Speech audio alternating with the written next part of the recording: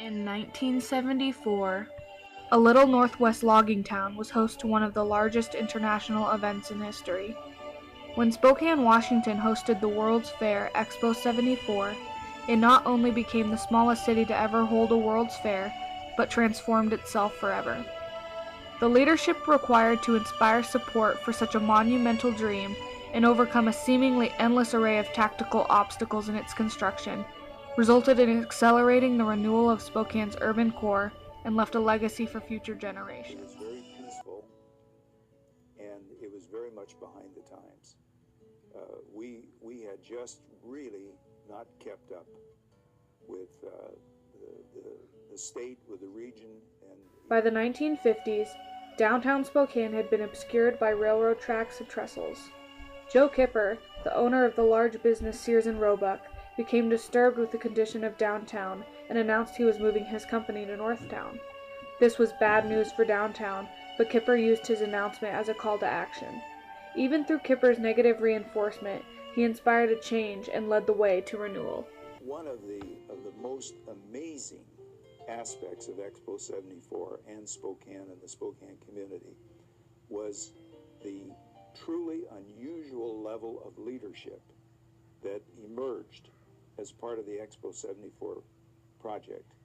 And admittedly, a lot of these people were leaders in the community, but being very pragmatic about it, there really wasn't a heck of a lot to lead back in those days. But there were people like Rod Lindsay with Lincoln Savings, Luke Williams, who headed up the state's Expo 74 commission, people like King Cole, and the list goes on and on of these truly remarkable people that came forth, and without whose leadership this thing never would have happened. The first decision was to hire a designing firm named Abasco. A report was issued called the Abasco Report, and it helped in the design plans for the project. They knew that urban renewal was impossible without removing the railroad tracks that ran through the heart of the city. Because they had to be off of that property. It had to be done. People said, well, I'll give you the number one objection. Where are you going to get the money? So we went to see the railroads, and we got them to tell us how much it would take. And when they got finished, we said, would you give us your figures, please? We want to go back east and see your bosses back east, and we're going to ask them to donate. A local renovation specialist named King Cole was called due to his expertise and knowledge in renovation. Cole made an official move to Spokane after looking over the city and deciding that his knowledge and skill would be a very large contribution. He contacted several people that had prior experience with either renovation or previous expositions to give key input. King thought it was crazy to attempt such a large event in Spokane due to its size, and he didn't know how people would take to the idea. Gandy, the man responsible for Century 21, Seattle's World's Fair, reassured him that Spokane was right where Seattle was when they started in 1955, and they pulled it off. He knew it would be a large job, and many obstacles would stand in the way. On July 14, 1970, the Centennial Committee encouraged the new vision, and the ERA started a report on Spokane's feasibility to host their first international exposition. The race then began to get the fair publicized, funded, planned, built, and opened in less than 4 years, and that took a whole other field of leaders. The project wasn't going to be cheap, and it took some hefty business donations and several loans to get the $1.3 million in startup money. One of the most daunting problems was the train track and trestle removal to clean up the site, which took at least $5 million. Once again, King Cole created a foundation to help get the land from the railroad company. 4 railroads became 2, and they got off of the site about 20 years earlier than the earliest anybody had dreamed possible, and all of them, and we didn't pay a cent for it. They donated all. City engineer Glenn Yake wrote a memo to stress the need of resources needed for this enormous project, saying that there is a mountain of accomplishment which must be undertaken and completed. There are thousands of details that must be handled. It would take that kind of leadership to give direction and authority to what would become one of the biggest projects ever undertaken in Spokane.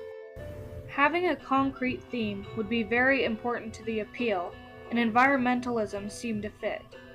Environment was such a serious subject, and environmentalism had been characterized as those people who wanted to stop progress and return to nature.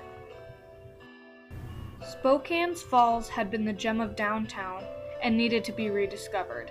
Hopefully, by embracing this theme, the core beauty of the city, which had been previously destroyed by the Great Fire in 1889, would be found and that there was true restoration of the falls. This theme didn't seem to fend well against local criticisms and arguments that the exposition potentially causing more pollution problems. This continued until a leader, speaker, and Expo endorser, David Brower, encouraged citizens to once again look at the big picture and see that it will be a big step. It just takes time. Eventually, this idea seemed to become popular, and now it was the task of living up to the theme of celebrating tomorrow's fresh, new environment. The next step was building the actual fair and framework. A large architectural firm called Walker McGough was previously involved in Century 21 and was hired to be the guide and mentor in the direction of a new performing arts center and several other projects included in the fair. The Opera House was built as part of the state's participation in the World's Fair, and it lifted Spokane's performing arts capability to a new and unknown level. And certainly the attached convention center and now the Ag Trade Center with that put Spokane in a different league as far as meetings and conferences are concerned. Even though everyone knew the fair was going to have a very positive outcome, not all aspects of the process were positive. It would take an inspirational leader like Chief Architect and Designer Tom Atkinson to raise the Expo board member spirits. He was responsible for selling the overall vision and physical aspects to the board. The leadership demonstrated in designing and constructing Expo 74 created a legacy that is still evident in the downtown we know today by rediscovering the true beauty and giving light to what Spokane was meant to be all along. Bill Youngs, author of Expo 74's story Fair in the Falls, noted that Spokane was ugly and railroad tracks and a big industrial laundry hid the falls, which created businesses to fail because no customers came to shop. Expo 74 reconstructed the face of downtown that had been a shame of the city for many years before it. The event even brought the city together and became a showcase of cooperation between local businessmen and concerned environmentalists. Not only did the fair have an emotional effect, but it left behind several attractions that are still here today. The large clock tower and pavilion are two of the many structures given by Expo. The Spokane River was cleaned up, the rail yards were removed, and the Great Northern Railroad depot on Havermill Island was demolished.